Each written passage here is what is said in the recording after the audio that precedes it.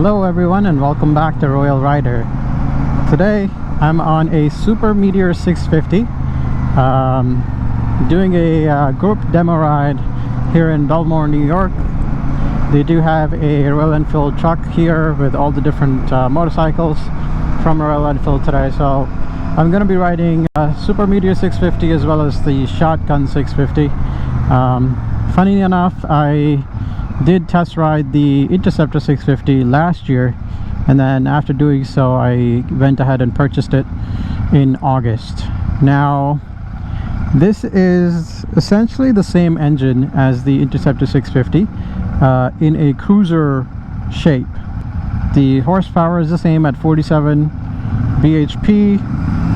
However, this being a cruiser, the engine feels much smoother, much more smoother. This is the model that comes with the windshield.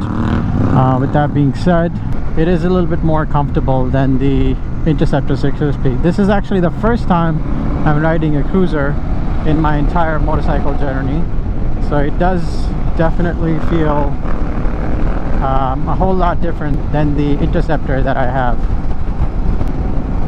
I do think the windshield is giving me a lot more buffeting. I don't think it's really clean wind that I'm getting. Anyhow, immediately after getting on the motorcycle though, it is very clear that the quality of this motorcycle is better than some of the previous motorcycles that Royal Enfield came out with.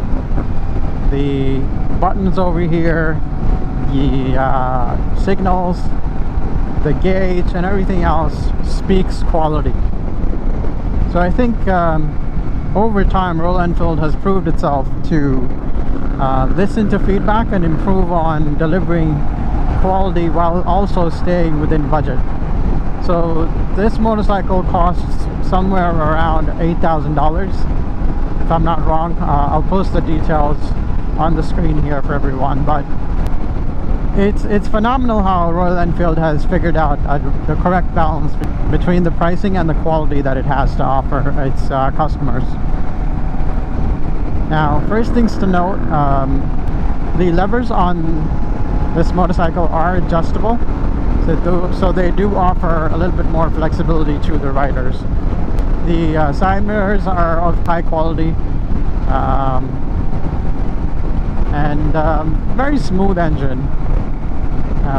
So far the brakes are very good too, being that this is a heavy motorcycle at over 550 pounds with full tank of fuel. I feel like I can stop this motorcycle in an emergency any time of the day. The styling is amazing. It looks the part. When you talk about a cruiser, some of them don't really look that great, but I think Royal Enfield and the design team worked very hard to make sure that the design of this motorcycle is as pleasing as possible.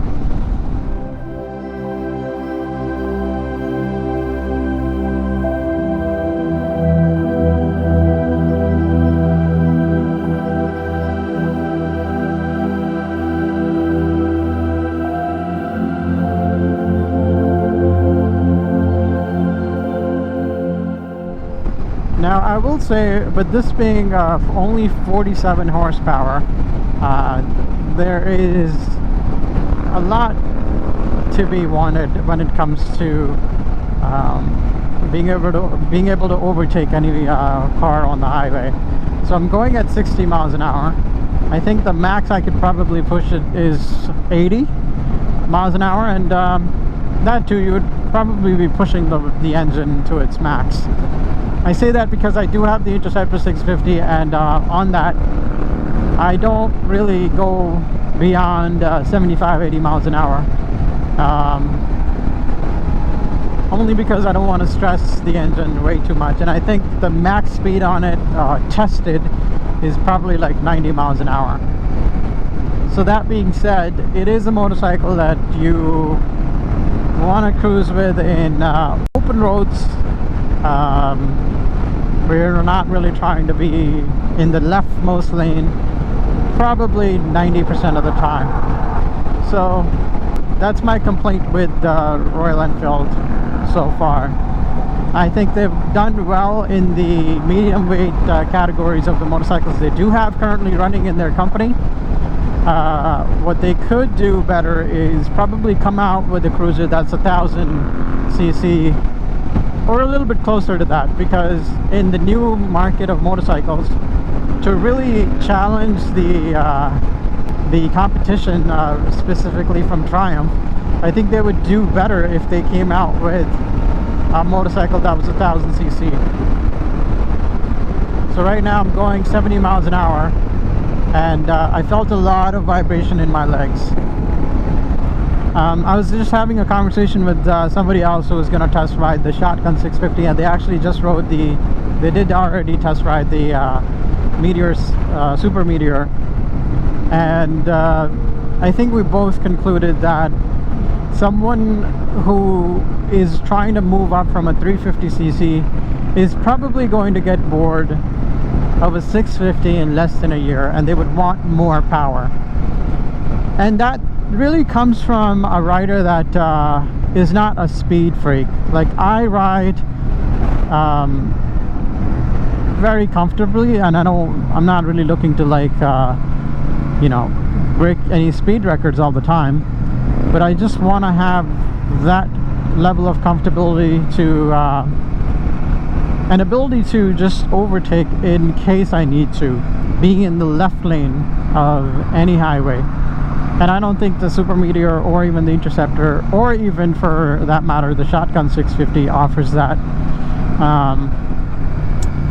Like, even now I have to stick to the right two most lanes whenever traveling to and from work.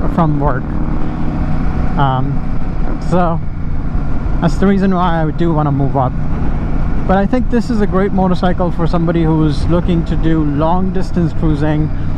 I mean, from a state to another state, or 50 plus miles.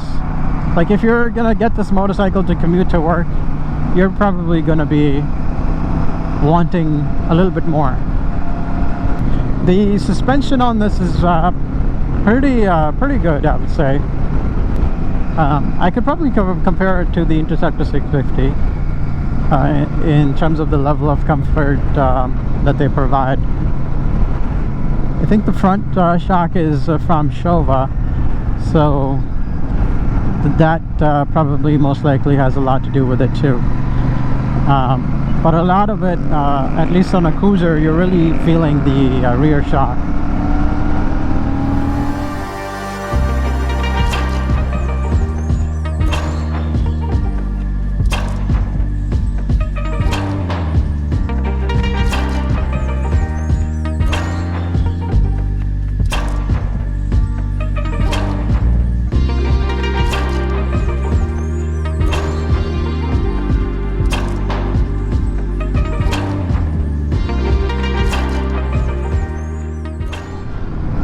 The gear shifting is very smooth on this. Like I said, this is the first time I've ever rode a cruiser, and I really like the stance. I feel like my back is not hurting, and it probably won't hurt for even if I rode this motorcycle for 3 hours straight.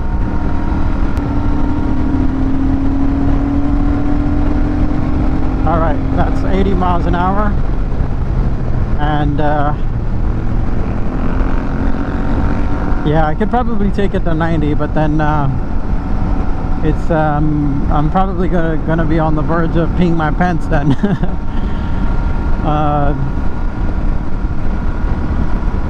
Yeah, I do feel a lot of vibration in my hands.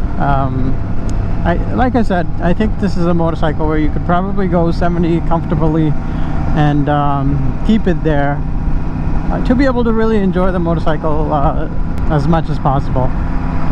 Nothing more than that.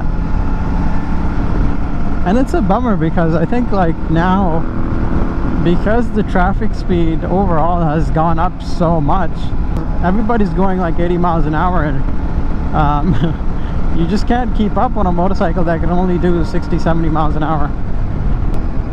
But yeah, the other thing that this motorcycle does have is the navigation. I think you have to hook it up to your phone via the Royal Enfield app. But personally, I would probably just get the phone mount and then use that instead. But it is a convenient feature in case you don't have a phone mount available. I love the maneuverability on this though. Even though it's a big motorcycle, I think you can maneuver it very easily. You can weave in and out of traffic pretty easily with this, because it's not that big where you have to like be extra careful. I think comparatively in terms of the size, it's not that bad.